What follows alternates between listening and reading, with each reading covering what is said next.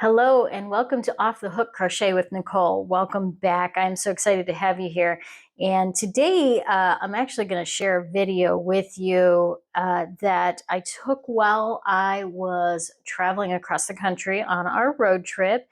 And this was a video that I did kind of trying to figure out whether or not I was going to be able to crochet while driving. Well, I wasn't driving. My husband was driving, but I was in the passenger seat. And because I struggle with motion sickness, I wanted to see if this was something that I would be able to do because we were going to have a lot of seat time. We were going to be driving from Phoenix to all the way to the East Coast and back.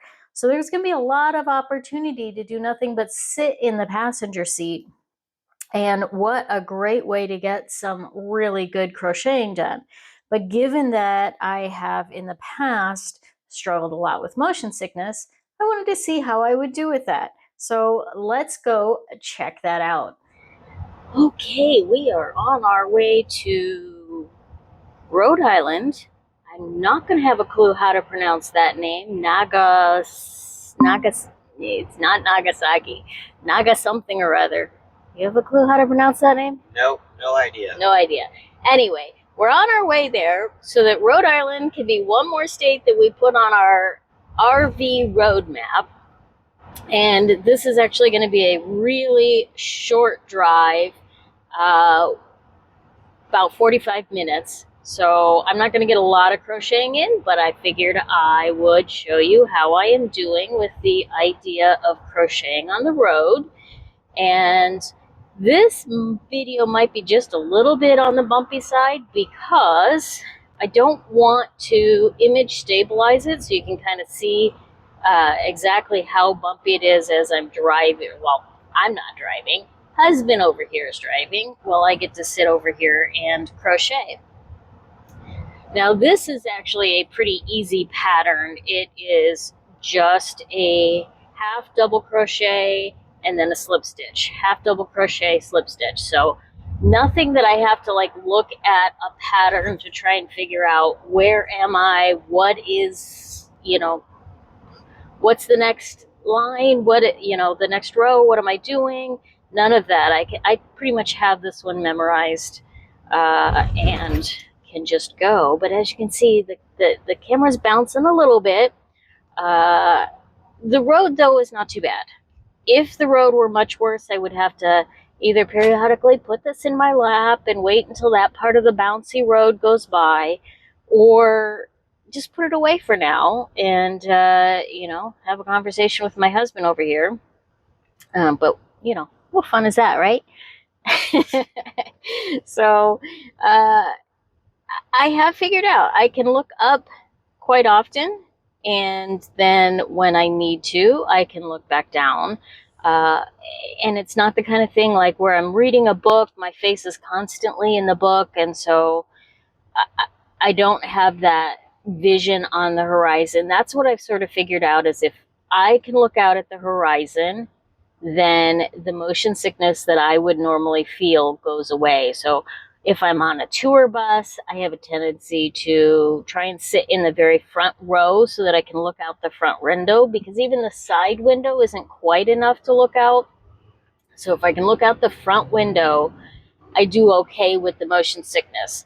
And so with this, it works for me because I can look up often enough at the horizon that my equilibrium, my brain, whatever it is that kind of manages all of that good stuff, can refocus and realize, oh, you're fine. There's no reason to have motion sickness right here and right now. I'm actually getting a decent amount of crochet done. Again, as long as it's a pattern that's easy, that's fairly repetitive, that doesn't require a lot of my attention to it. Oops, where did we do? That's the hole. And it's just a small amount of yarn that I can throw in my lap. I don't have some big, huge, monstrous blanket trying to sit on my lap. I do a lot of the popcorn crocheting. So I have my bucket of extra crochet projects and I can crochet my popcorn. while I'm on the road. So I've got my yarn for that. And of course, I need the scissors, but I'm always really careful about where I put the scissors. I don't know, it's probably a little bit of overprotectiveness, but if I just throw them in my lap, I just keep having visions of getting stabbed in some brutal accident by my scissors. I know, I'm a little weird. Uh, so I try and keep them in an area where if they happen to go flying because we have to break really quickly or something like that, I'm not going to get stabbed by them. Safety first, right? Yeah. I mean, we could get stabbed by our crochet hooks. I have heard horror stories of that, even just sitting on the couch. But we're not going to go there. We're going to keep it pleasant and think about all the nice things that we can do with this. Okay, so I kind of wanted to just come back real quick and summarize some of the things that I learned from this experience. First of all, yes, I can crochet while I am in a moving vehicle, and that's the great news. But a couple of tips that I figured out about doing that, I just wanted to recap. One is to make sure that you have a project that you don't have to pay a lot of attention to, something that you're not really concerned if your tension changes a lot.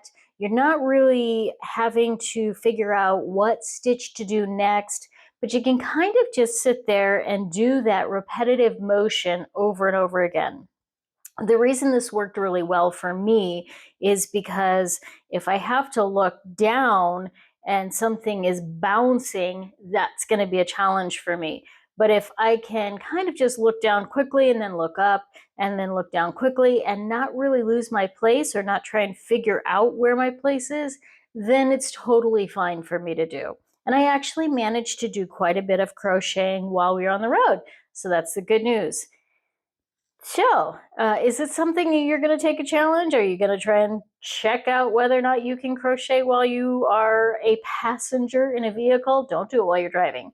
Please don't do it while you're driving. Or maybe you do it on a regular basis because crocheting in a moving vehicle has never been an issue for you. I'd love to hear from you. Share with me in the comments below. And if you love these tips, let me know that too so that I can keep doing them for you. We'll talk to you later.